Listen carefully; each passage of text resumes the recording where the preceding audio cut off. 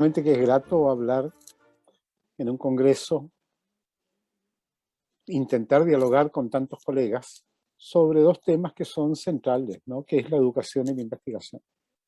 Particularmente en nuestra cosmovisión tan euporizante, tan orientada al mundo de Europa, tan dicotómica, en la que tendemos a separar todo. Y nos parece entonces que son dos procesos diferentes, educar e investigar. Tiempo atrás, abocado a este mismo tema, escribí un artículo que lo titulo Educación e investigación, cara y sello del mismo proceso. Yin y yang del mismo proceso, como quieran ustedes decirlo, ¿no? Cuando yo me educo, estoy investigando. Cuando estoy investigando, me educo. ¿Cuál es primero? No sé, sería como el huevo y la gallina, ¿cuál es primero, no? Cuando me educo, en cualquier momento. Dicen que desde que estamos en el vientre de nuestra madre, al nacer, sin ninguna duda, tomamos conocimiento del mundo exterior. Lloramos, inflamos nuestros pulmones, nos amamanta nuestra madre, la miramos. Todo eso es educación. La educación siempre entonces está enraizada en un contexto histórico. Surge de los procesos naturales. Yo respiro naturalmente, pero con el tiempo comienzo a respirar también de manera cultural, porque me voy ajustando los ritmos culturales del grupo con el cual yo me estoy criando. Si en mi grupo son calmados, pues yo seré calmado. Probablemente, tal vez no. Porque afortunadamente nada está 100% predeterminado. Tenemos predeterminaciones genéticas. El color de mi piel es así por mis genes. El tipo de cabello es así por mis genes. Pero los genes jamás tienen la última palabra.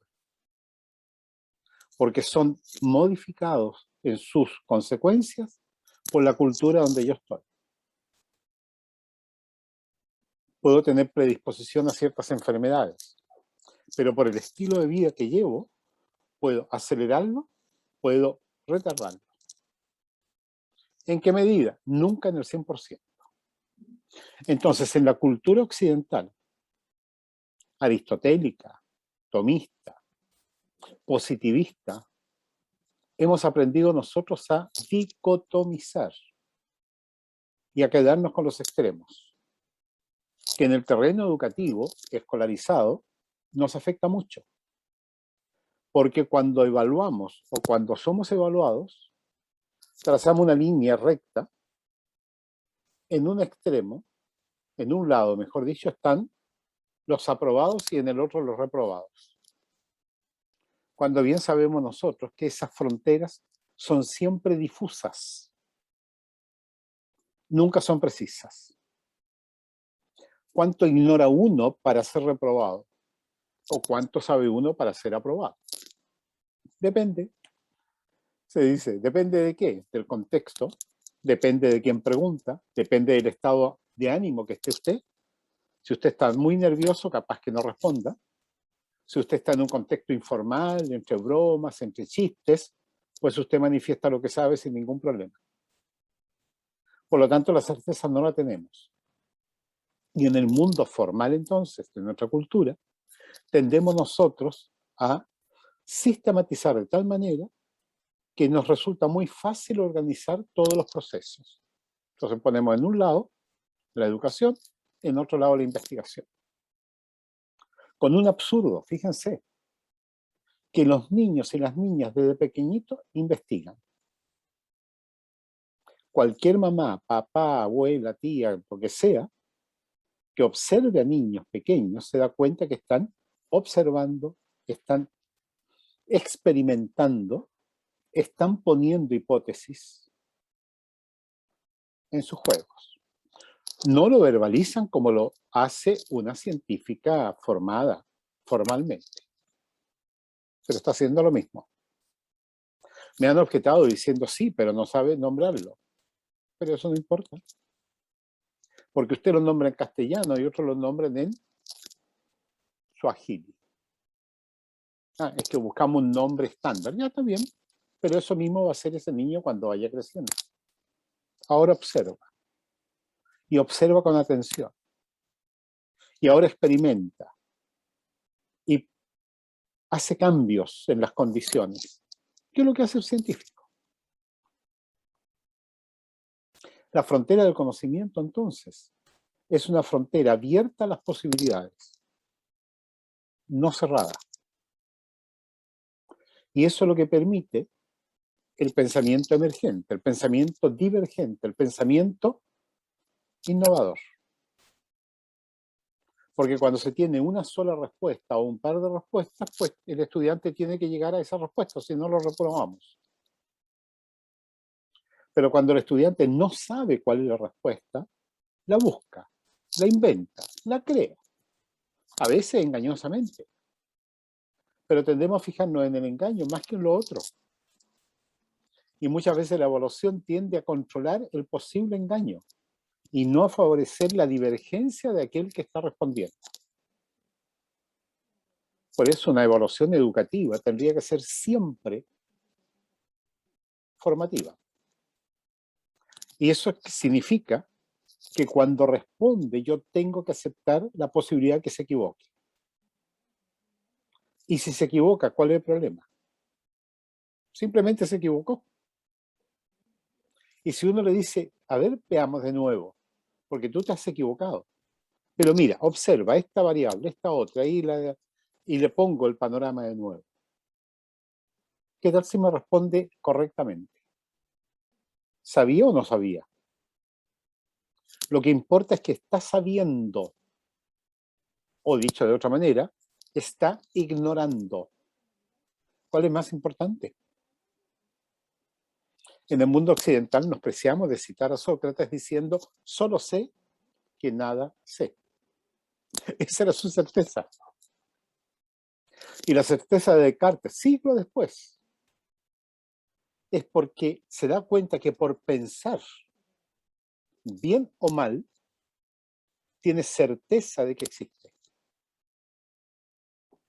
Y el famoso cogito, pienso, ergo, dice, sum. Por eso, soy. No es que su existir venga del pensar, aunque algunos dicen quién sabe, ¿no es verdad? Pero allí, la certeza que tiene, la certeza que busca como para poder organizar todo el resto del saber, descansa en que él está pensando. Bien o mal, es otra historia. Entonces, cuando nosotros dicotomizamos los procesos y ponemos por un lado el saber y por otro lado la equivocación, la ignorancia, cometemos un error gravísimo, porque la ignorancia es solo una forma de expresión del saber que se construye. O el saber es una expresión de la ignorancia no reconocida.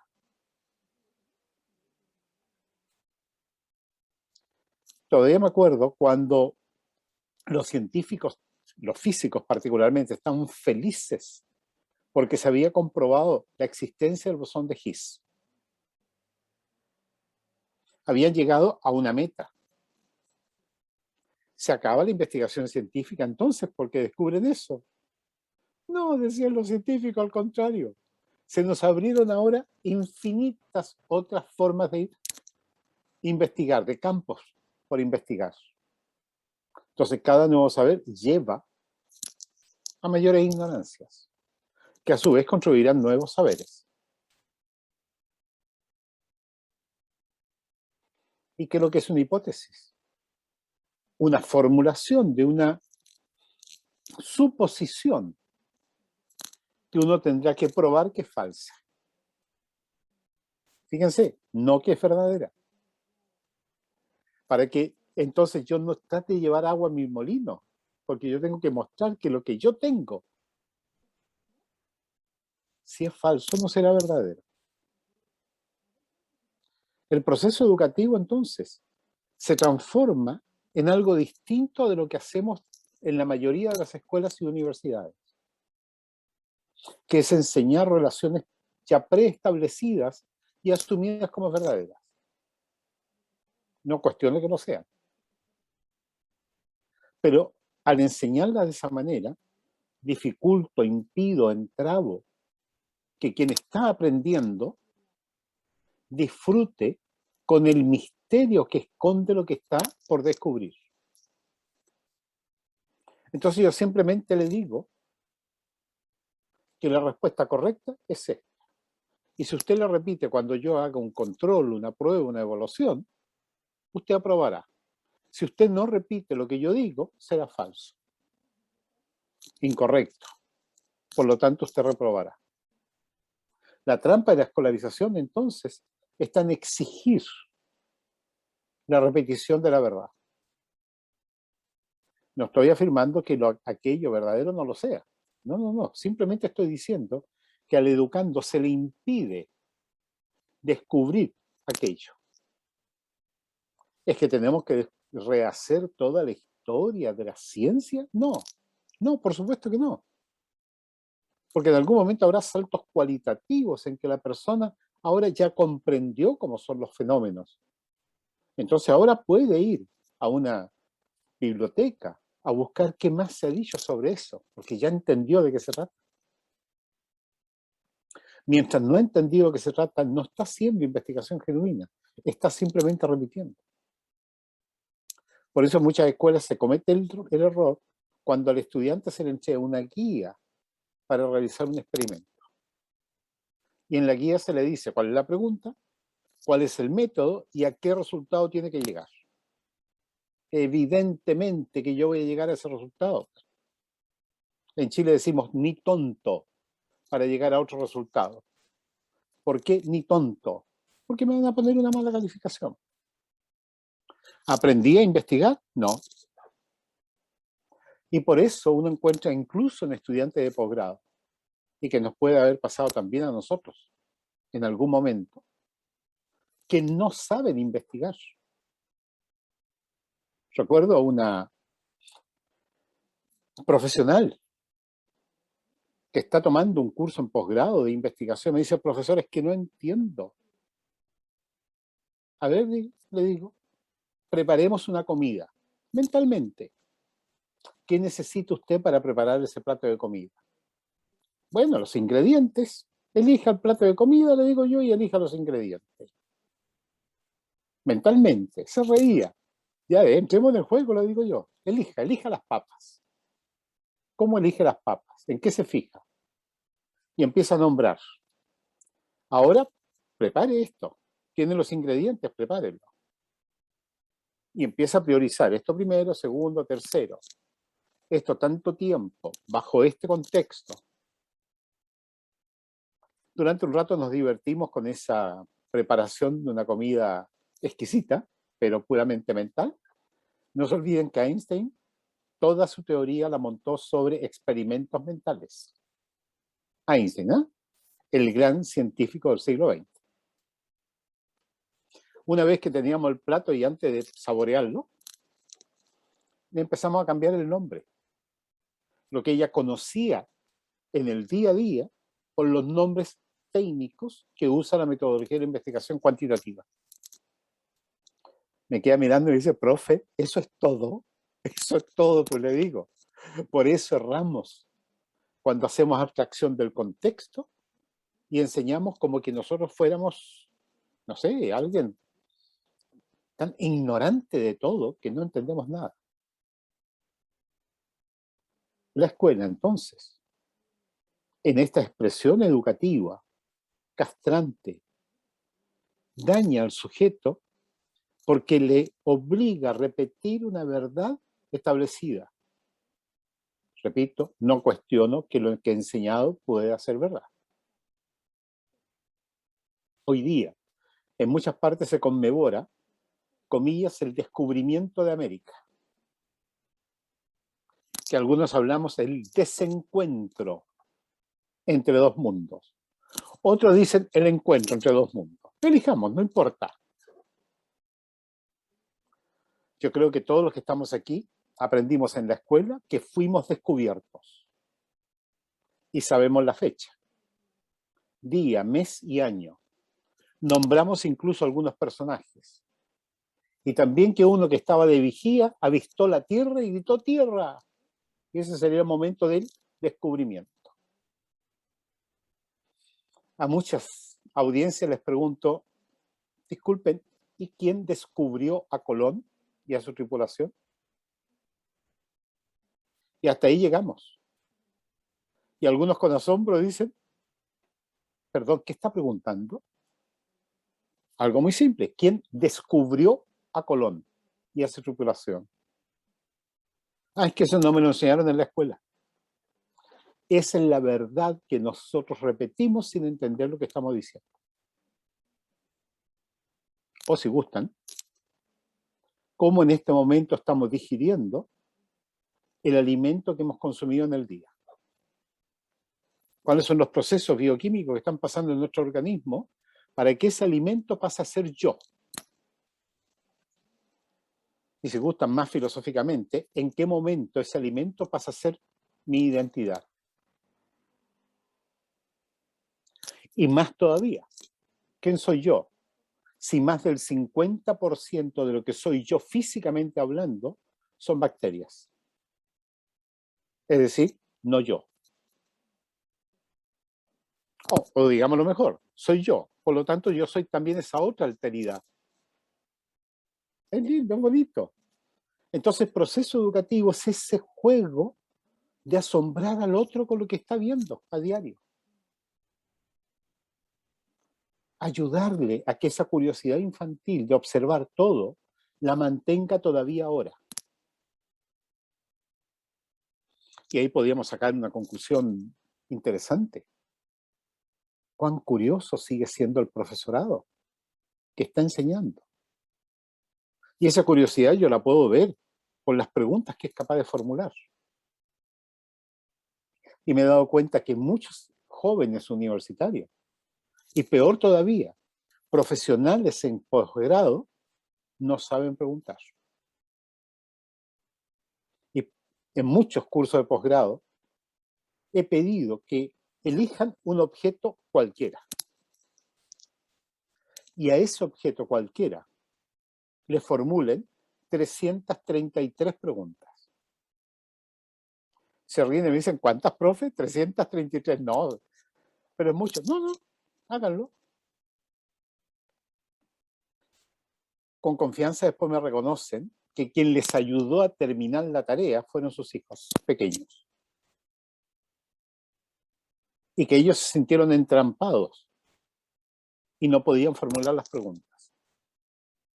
Dicho sea de paso, les planteaba que no podían repetir el mismo tipo de pregunta. Por ejemplo, si estaban hablando de aves, no me podían mencionar 333 aves. ¿Es el jiquero una ave? ¿Es la paloma una ave? No, con uno suficiente. Si la persona perdió esa capacidad de formular preguntas, ¿cómo va a investigar? ¿Qué es lo que va a investigar? Fíjense que a partir de una experiencia de 3M, la gran empresa, hay varias otras que han seguido su ejemplo, por ejemplo Google y varias del Silicon Valley. Por contrato, sus investigadores tienen el derecho a que el 20% de su tiempo de contrato lo destinen a investigar lo que a ellos les fascina. No lo que está investigando para Google, por ejemplo. Y saben que da excelente resultado. Porque muchas de las grandes invenciones de Google las han realizado sus empleados en el 20%, no en el 80%. Si empresas como Google, que en su capital de inversión en matemáticas y física, para proyectos en ese campo, perdón, aportan más dinero que el gobierno federal de Estados Unidos. Se da el lujo de decirle a sus trabajadores, destine el 20% para usted. Y eso les reditúa. ¿Y por qué pueden hacerlo? Porque uno de los rasgos para ingresar es que la persona sea innovadora, creativa. ¿Y de dónde viene la innovación, la creatividad? De la pregunta. Y la pregunta no significa que yo estoy desconforme con lo que tengo. No, no, yo puedo estar muy contento, pero soy capaz de preguntarme lo que el otro no se pregunta. Y la educación entonces no es lo que pasa en la escuela. No es repetir, sino que el proceso educativo es crear. ¿Acaso las niñas y niñas cuando están aprendiendo el lenguaje no crean un lenguaje nuevo? Mi hermano menor le cambió el nombre a mi madre para el resto de la vida. Y toda la familia después empezamos a llamar a mi mamá como la llamaba su hijito menor. Y todos contentos. Porque el lenguaje además crea realidad. Entonces vivimos en un proceso de creación permanente. Lamentablemente después nos empiezan a poner anteojeras y a encajonarnos. Eso está mal, eso no corresponde, te equivocaste y vamos perdiendo esa capacidad. Nos revelamos de otra manera, pero toda la energía que podríamos aplicar a descubrir, ya no lo hacemos. Porque descubrir se vuelve peligroso. Porque yo entonces le puedo preguntar a mi profesor, ¿y usted me puede probar que lo que se dice de Colón es verdad? Y yo le puedo decir preguntas sobre cómo navegaban esos barquitos. Yo tuve la suerte de ver una réplica ahí en Barcelona. Y con eso atravesaron el Atlántico. Pero más sorprendentes son los polinésicos, que navegaron por miles de años sin brújulas, sin ningún instrumental, comillas, moderno, una extensión del doble de Canadá, guiándose por las estrellas. Y en canoas, ni siquiera barcos. La educación entonces descansa en el asombro, que alimenta la curiosidad. Y la curiosidad es la que me hace observar. Me acuerdo de niño observar el caminar de las hormigas, una detrás de otra, y que se tocaban. Faltó que me incentivara a decir, oye, ¿y qué se dicen? ¿Y cómo se dicen? ¿Y cuál será el lenguaje de las hormigas? ¿Se dicen hola? Fíjense que muchas personas que investigan inteligencia artificial y que investigan la, comillas, inteligencia de muchos animales, tienen manifestaciones muy distintas a las nuestras. Incluso algunos llegan a decir, estamos frenados en el desarrollo de la inteligencia artificial porque tratamos de repetir la inteligencia humana. ¿Y qué tal si repitiéramos la inteligencia de las raíces de los árboles? Ah, pero en nuestra cultura nosotros miramos los árboles desde la tierra hacia arriba, tronco y ramas. Pero indígenas del sur de Chile, mapuches, están trabajando para el diseño paisajístico de una intervención que se va a hacer en su territorio. Y un mapuche dibuja el árbol, pero con las raíces. Y el arquitecto, que después fue honrado con un premio internacional muy importante, dice, yo nunca se me había ocurrido pintar un árbol, dibujar un árbol con las raíces. Claro, porque nosotros no vemos el subsuelo. Y por eso lo intervenimos y lo dañamos. Pero el mapuche, que no puede ver la parte superior sino ve la inferior, tiene otra mirada. Y otro dato interesante, para el pueblo mapuche, como para muchos pueblos, la secuencia temporal pasado, presente y futuro, que decimos siempre nosotros, es distinta. Ellos dicen pasado, presente, pasado y futuro. O sea, entre mi presente y el futuro está el pasado. Ah, por eso son tan conservadores, claro, y también más prudentes. Y nosotros, como no vemos el pasado, olvidamos las malas experiencias del pasado y volvemos a caer en ellas.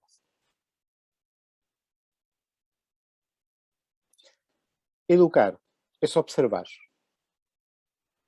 Y la observación importante es la observación de la sutileza, de aquello que a usted le llama la atención, pero que no está seguro si es así o de la otra manera.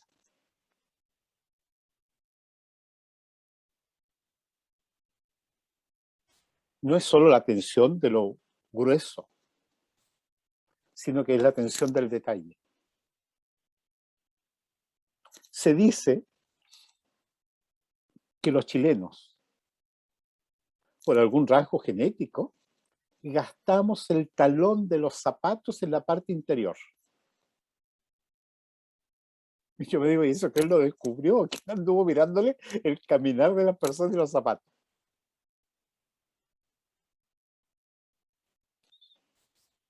Asumo que es verdad. Pero bueno, eso es observar. Y yo observo, y observo, y observo, hasta que me hago experto. ¿Quién hace el procesamiento? En gran medida el inconsciente, no la conciencia. Ojo con esto, porque en la escuela y en el mundo académico, nosotros siempre asumimos que es la razón. Y los descubrimientos científicos son, la mayoría de ellos, no me atrevo a decir todos, son intuitivos. ¿Se acuerdan que usaron la expresión serendípicos? Descubrimiento serendípico, que es el descubrimiento fortuito, pero porque la persona está trabajando y trabajando sobre el tema. Es intuitivo. Se le ocurrió al caminar, al caerse, al estar en la ducha, al estar tocando el piano, en algún momento se le ocurre. En la inspiración, ajá, le llaman algunos.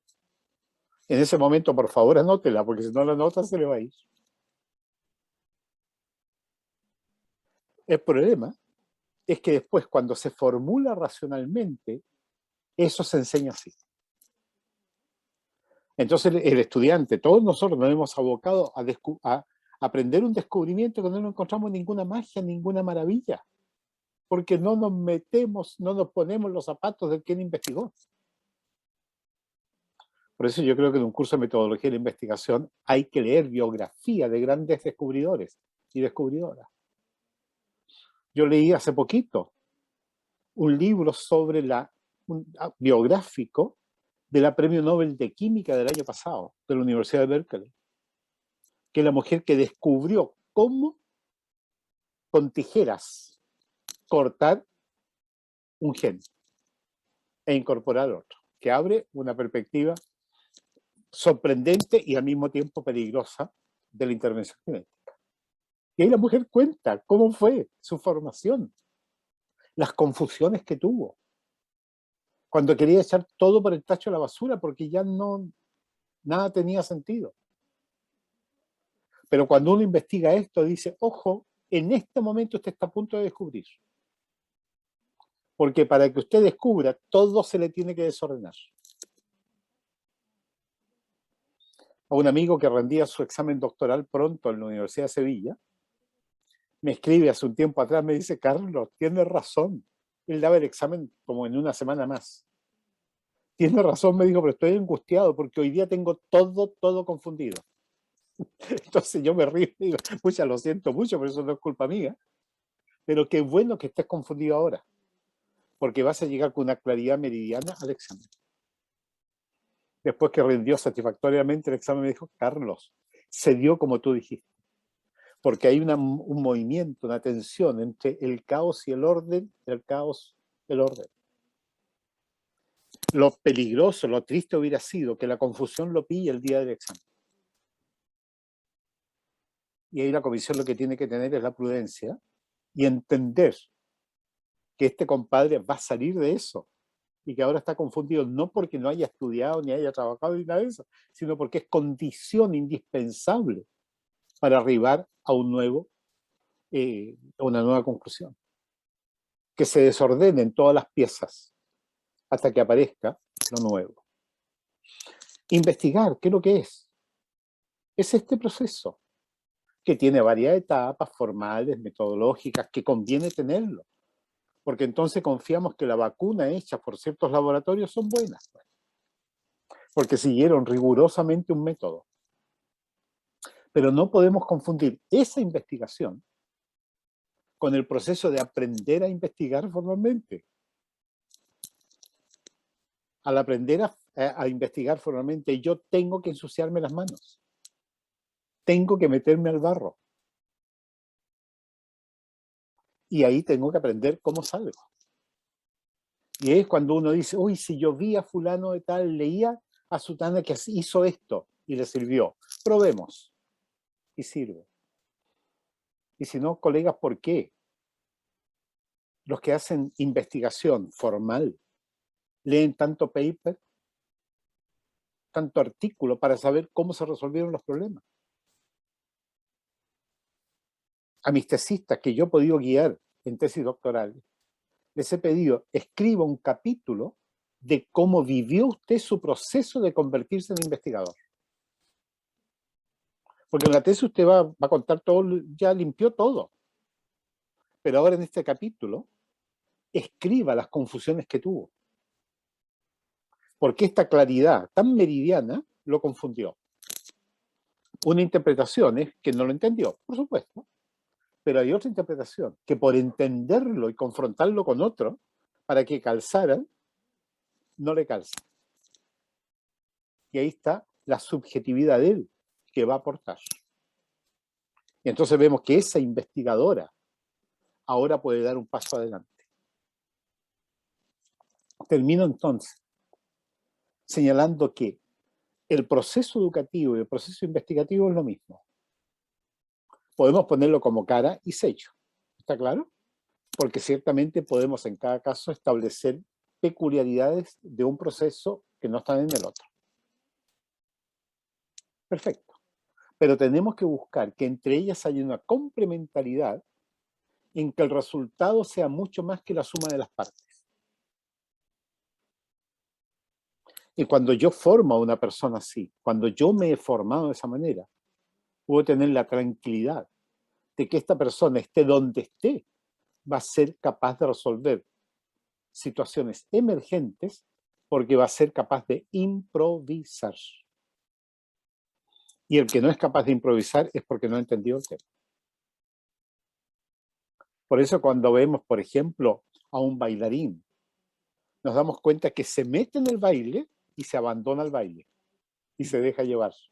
No lo controla. Lo mismo le pasa a una buena deportista. Cuando simplemente se transforma en una totalidad en el proceso de correr, por ejemplo, o saltar. Cara y sello, yin y yang. ¿Cuál es primero? Realmente no lo sé. Y realmente no tiene ninguna importancia. Nosotros curricularmente lo ponemos al final. Pero en rigor, toda la vida estamos investigando. Pero después se nos olvida porque nos dijeron que eso no es investigación.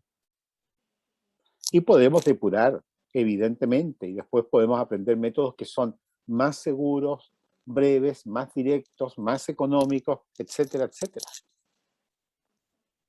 Bien, les invito entonces a que se vivan esta condición de educandos e investigadores y de investigador educando. Muchas gracias.